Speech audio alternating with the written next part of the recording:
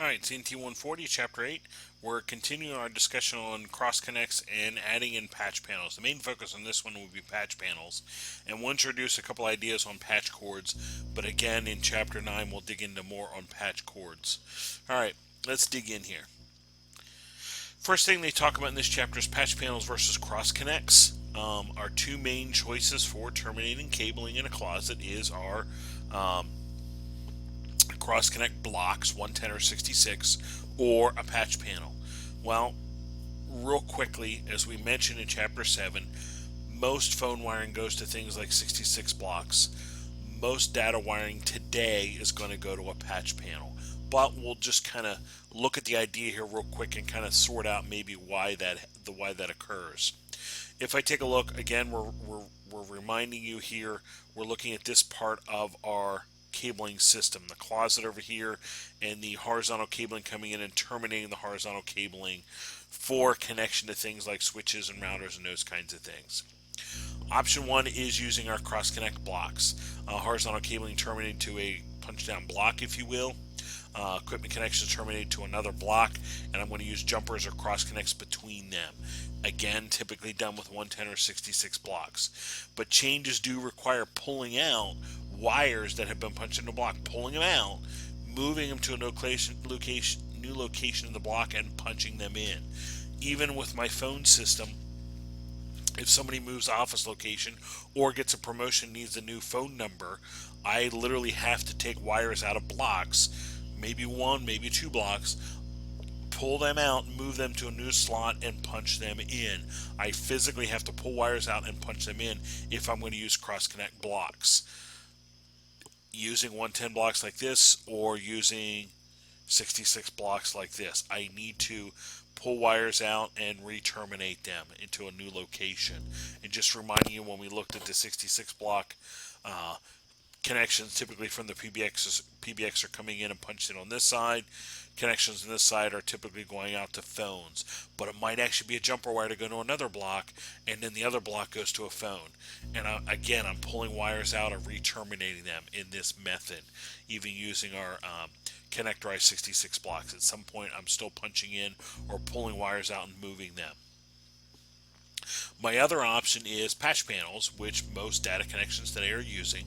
My horizontal cables are terminated into the back of a patch panel, and I use a patch cable, a patch cord, in the front to connect onto a switch. And the advantage here is all I need to do is unplug my patch cable and move it to a new port on the switch, or unplug the patch cable and move it to another port on the patch panel. Again, if people are moving around or things are changing, this is no longer a port that a computer is using, but it's going to be a phone. I just literally unplug the patch cable and plug it in. There's no tearing out of wires and re-punching in of wires. I just move a patch cable. So here's my patch panel at the back. Yes, the patch panel does have a 110 block built in. That's our termination point for the horizontal cabling. But on the front is RJ45 ports for plugging and unplugging patch cables. And here's another look on the front and back of a patch panel. Here's the back. Horizontal cabling is getting terminated to the 110 blocks here, punched in, but then it stays there. It's not moving anywhere. On the front is where I would plug and unplug patch cables to reconnect somebody or disconnect somebody, or they move their office, so I need to move their connection from 13 to 14, if you will, that kind of thing. Here's the back. Horizontal cables terminated the 110 blocks, and on the front, patch cables in the front. That's option 2. And what you're going to find is that's most data connections are using patch panels today. So we'll talk real quickly, deciding between the two. One, I'm dealing with patch panels and CrossConnects. CrossConnects is difficult to change in wires around. It does require you to pull out a wire and again punch a new one in. Patch panel is relatively easy. I can unplug the patch cable and plug a tester in, move wires around and plug it back in. It's really easy to deal with as far as moving things around. Terminating, CrossConnect termination is flexible, because I can take wire pairs and borrow them or move them around for other purposes. Patch panel, I have to terminate all 8 wires, and it's pretty much that port is that port. It's not quite as easy in that manner. But the reality is, with data today, I'm not borrowing pairs. I'm not doing that today.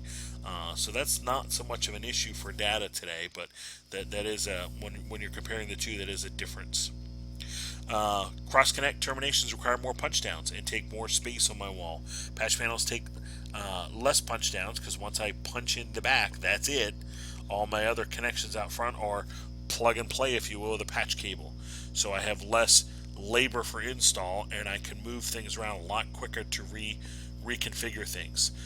Again, somebody moves their office around, I can walk in the closet, move a patch cable from one port to another one, and they're pretty much done. That's a 1 minute repair versus half-hour repair, if you will. Cross connects really require a little other cables for connections. Patch panels do require these patch cables that you either need to make or buy for connecting from patch panels down to switches. Okay, so there's your this part again, your part of your system here with my patch panels. So if I look a little deeper into my cross connects, horizontal cabling is terminated on one block, equipment connection is terminated on another block, and I'm using jumpers between them. Again, using 110 or 66 blocks, I do need to pull wires out and repunch them in as things move around. I have to use that. Now I'm using unjacked twisted pairs, loosely spiraled with each other. Kind of reminds you of if I take a category 5E UTP cable. I have the 4 wire pairs in there. If I take one wire pair out, the blue pair, I'm using that as my jumper wire to go from one block to another.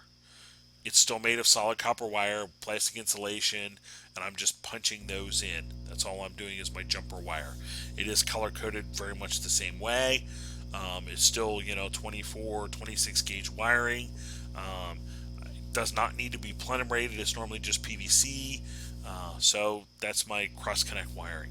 Same wire category that we dealt with before. And this talks about the markings on the spool to let you know category, because there is no category marking on the wire itself. It's a little tougher to look. You have to look at the spool to know the CrossConnect, the CrossConnect wire that you're using.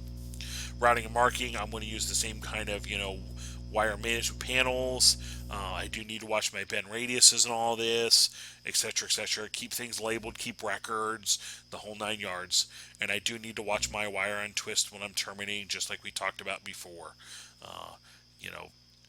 Roughly half an inch for 5E and so forth.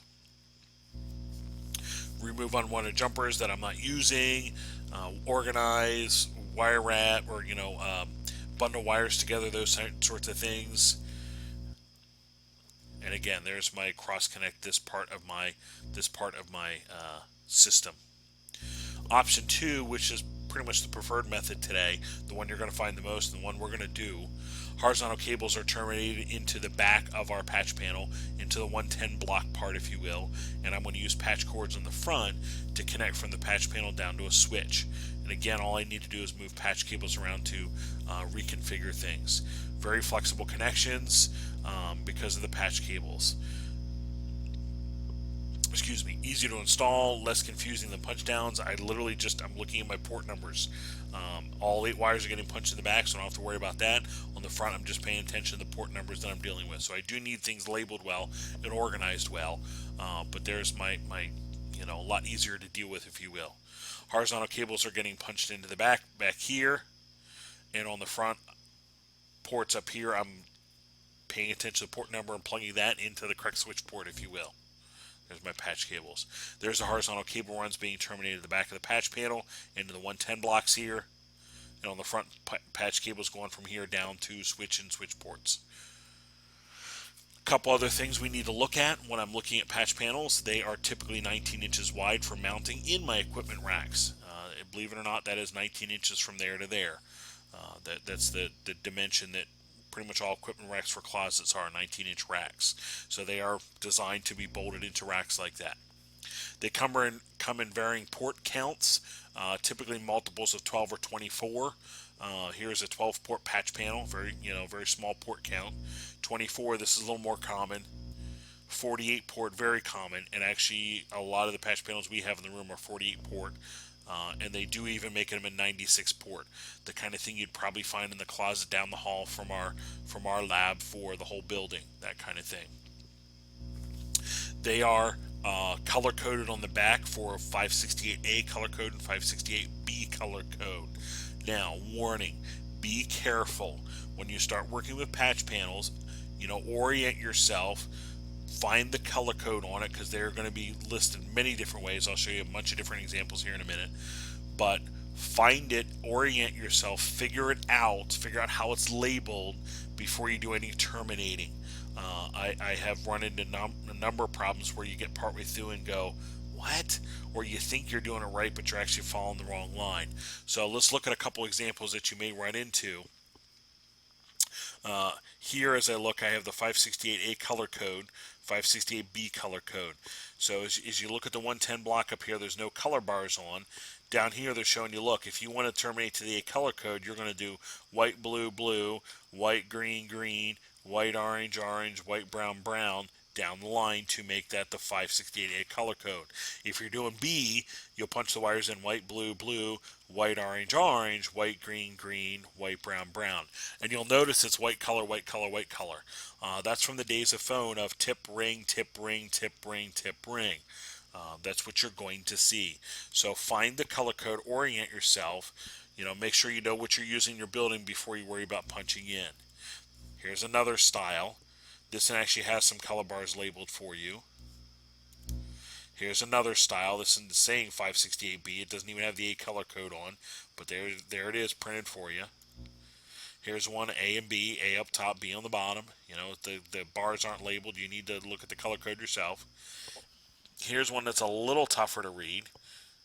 Because as you're looking at it, we have brown, white, brown, blue, white, blue. That's kind of a strange bug. That's kind of a strange one. Okay. Here's another 568B. Oh, actually, I'm sorry. So find your color code. Orient yourself. Pay attention to what you're seeing when you go to terminate. Like I said, orient yourself before you go dealing with any terminations. Connections are color coded by pair number. Well, as I start looking at, 1, 2 is the orange pair. 3, 6 is the green pair. 4, 5 is the blue pair. 7, 8 is the brown pair. They are color coded, and they're many times even labeled by the pair number they are. And here is a termination: white, blue, blue, white, orange, orange, white, green, green, white, brown, brown. And I'll give you a little tip when you're doing these too. When you get in closets, you might need a flashlight back in there, or headlamps are pretty cheap now. Headlamp to get enough light on all your cables and your color codes to be able to see that you're terminating correctly. Because sometimes you run into a low light situation where white, brown, and white, blue look very similar. You could get them goofed up if you're not careful. So, get some light back here if you need to. Wear a headlamp if you have to get some light on this before you terminate.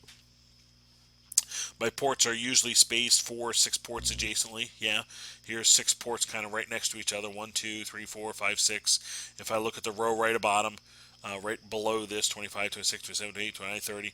So they're usually kind of oriented like 4 or 6 ports together. And as you see here, there's roughly 6 ports in a row. That's kind of how they're organized in there. They're numbered by position in the panel too. We're going to be using insulation displacement connectors. Just like we talked about 110 block. This is actually a mini 110 block here. So as I lay the wires in, I'll lay them in, and I use my punch down tool, punch in. When I do, I'm forcing the wire into the metal V in there. The metal V is cutting the insulation, making contact with the copper wire inside. And there is the insulation displacement connectors in the back of the patch panel connected to the front of the patch panel. Alright, let's stop there, and when we come back, we'll continue on with our patch panels.